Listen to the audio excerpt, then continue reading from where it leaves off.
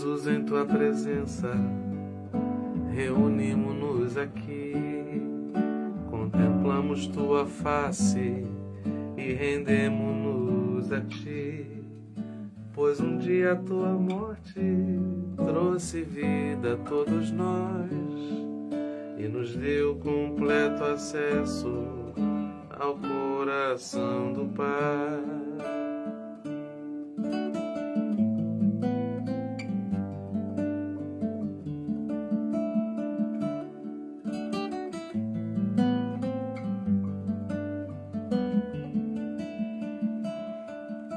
Jesus, em tua presença, reunimos-nos aqui, contemplamos tua face e rendemos-nos a ti, pois um dia a tua morte trouxe vida a todos nós e nos deu completo acesso ao coração do Pai.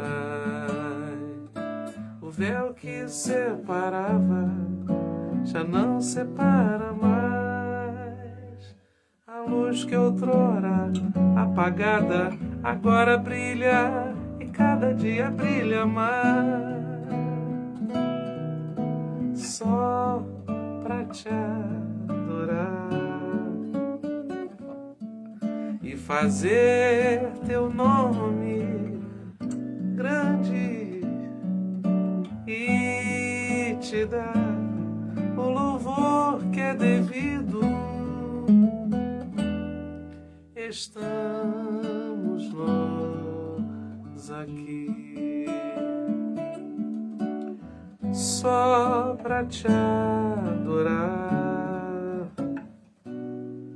e fazer teu nome grande e te dar o louvor que é devido. Estamos nós aqui.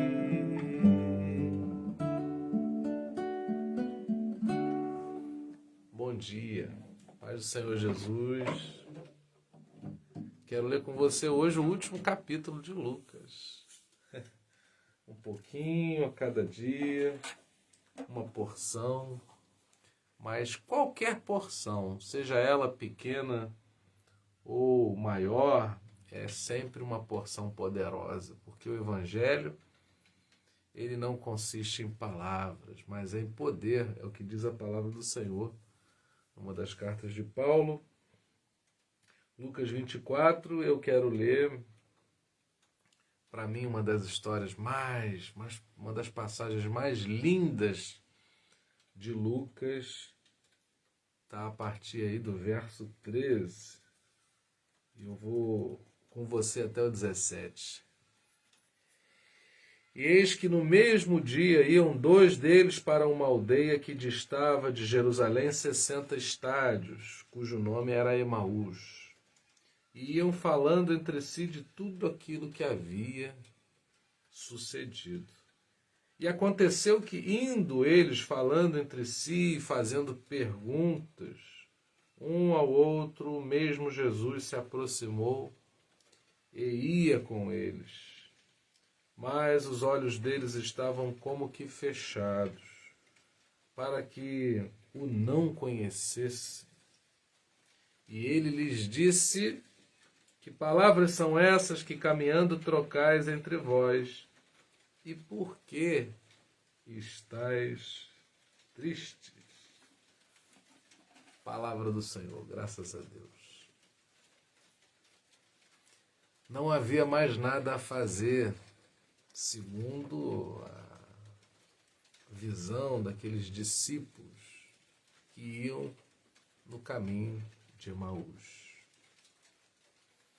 Eu gosto de pensar que você e eu podemos estar diante de situações sobre as quais a gente só lamente porque não há mais nada a fazer. O que o Evangelho ele tem a dizer sobre situações da nossa vida em que já não há mais nada a fazer? Bom, uma coisa eu aprendo. não vale a pena falar sobre as situações que acontecem do ponto de vista da amargura. Às vezes a gente olha para uma situação e sabe falar muito sobre ela, mas a gente fala negativamente. Sabe? Você falar de uma pessoa, você julgar alguém, você condenar uma situação, você não se sente pesado, desgastado? Isso te faz bem? Tenho certeza que não. A gente muitas vezes escorrega, porque você vê, quando os discípulos no caminho de Emaús não ainda tinham discernido que Jesus estava ali com eles chegam mesmo a pleitear que Jesus era alguém que estava por fora, né? É como se a nossa negatividade encobrisse o nosso olhar para que não víssemos, não enxergássemos a glória de Deus. As nossas más conversações são capazes de blindar negativamente a nossa vida, de modo que a gente já não consegue olhar para Deus e sentir a glória da sua presença. A palavra de Jesus para aqueles homens entristecidos foi: que palavras são essas? O que Jesus quer dizer para nós nessa manhã é: que palavras são essas que saem da tua boca e não expressam o poder de Deus? Ah, mas como é que eu posso declarar palavras boas se a situação é ruim? Veja, somos um povo que vive da sua fé. O justo viverá pela fé. É o que diz a palavra do Senhor lá em Romanos. Aliás, isso marcou a história da igreja. O justo viverá da sua fé. Você não vai viver daquilo que você tem nas suas mãos, você viverá daquilo que você crê no seu coração. Eu creio, eu não tenho maiores explicações a dar. Eu simplesmente creio e a minha boca libera palavras segundo aquilo que eu creio e não simplesmente segundo aquilo que eu sinto. O natural é você corresponder com as tuas palavras àquilo que você está sentindo. Então eu sinto dor e eu falo com dor e navegando na amargura que essa dor promove dentro de mim. Eu posso abrir a minha boca e traduzir com as minhas palavras exatamente o que eu estou sentindo. Mas os da fé são aqueles que usam sua boca para traduzir em palavras aquilo no que creem, no que acreditam. E é muito importante deixar claro que a maneira como você acredita não deve ser questionada. Porque se a gente começa a questionar a maneira como as pessoas creem, a gente cai no precipício da intolerância, da ignorância de olhar para a fé do outro e querer arbitrar acerca daquilo que o outro crê, como crê. Eu acredito na oração, eu acredito na leitura da Bíblia, mas eu não imponho isso a absolutamente ninguém. Eu quero apenas falar de Jesus, não como se ele tivesse morrido e só sobrasse a dor da perda, não, mas tomando para mim a verdade maior que é: ele está vivo. A primeira mensagem, nós já falamos sobre isso no estudo bíblico, não é? A primeira mensagem da igreja primitiva foi: ele morreu e ressuscitou. Não há fé cristã sem aplicarmos o nosso coração à verdade de que ele morreu e de que também ele ressuscitou. Você crê nisso? Agora, se você junta as mãos para orar, se você não junta, se você fecha a porta do seu quarto ou não fecha, se você ora em público, não é por aí não. A advertência de Jesus para aqueles homens foi: que palavras são essas?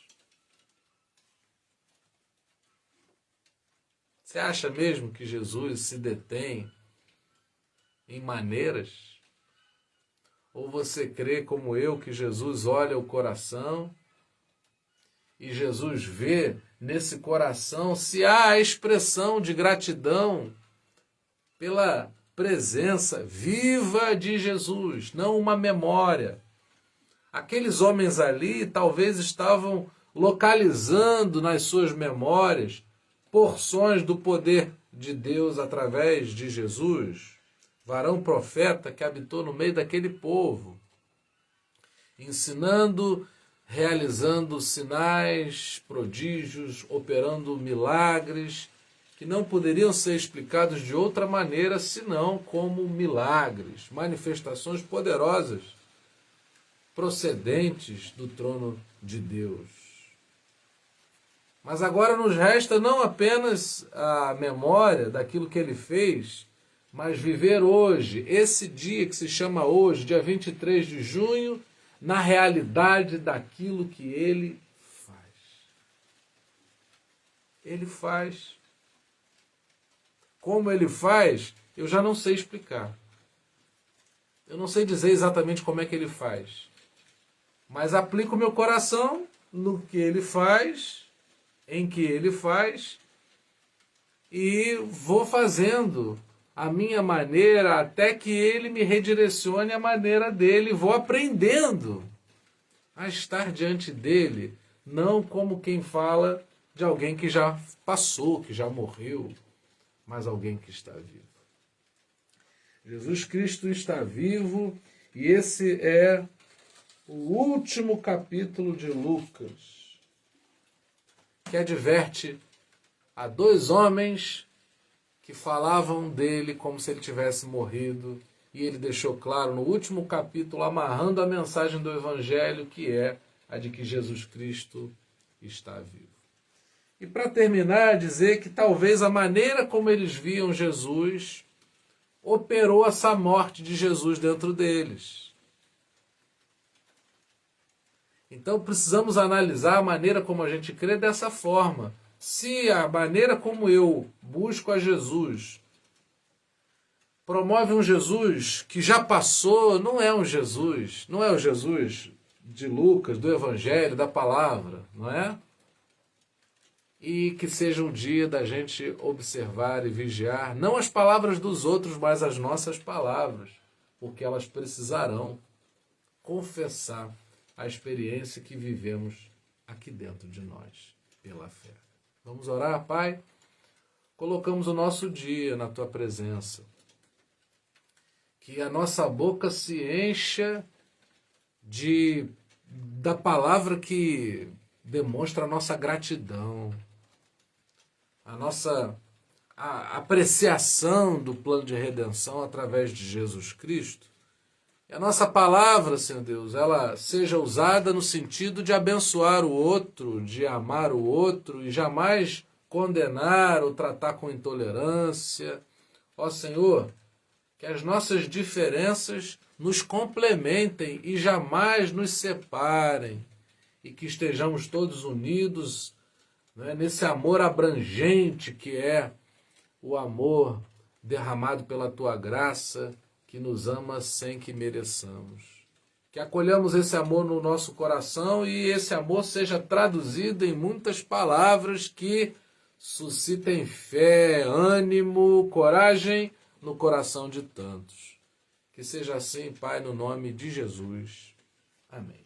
Que a graça maravilhosa do nosso Senhor e Salvador Jesus Cristo, que o amor incomparável de Deus, o nosso eterno Pai, que as doces consolações do Espírito Santo sejam com cada um de nós para todo sempre. Amém. Deus abençoe Lúcia, Adilson, muita força aí. Cremos na recuperação do teu irmão Alberto. Deus abençoe Xana. Deus abençoe meu querido primo Ronaldo. Ó, beijão para você. Minha querida professora Alessandra, Karina. Minha tia Bezinha, olha que coisa linda, tia Bezinha está aqui com a gente. Marcelu, devem estar tomando café, não sei se está chovendo aí, mas devem estar tomando aquele café gostoso aí. Ah, chovendo, vocês dois quentinhos, tomando aquele café, assistindo a terapia de Cristo. Vocês tenham um dia muito maravilhoso, abençoado pelo Senhor, cheio de palavras que declarem o amor que eu sei que vocês têm por Jesus e que expressam também a gratidão pelo amor que nós todos sabemos que Ele tem por nós. Afinal, Ele nos amou primeiro. Amo vocês. Beijão.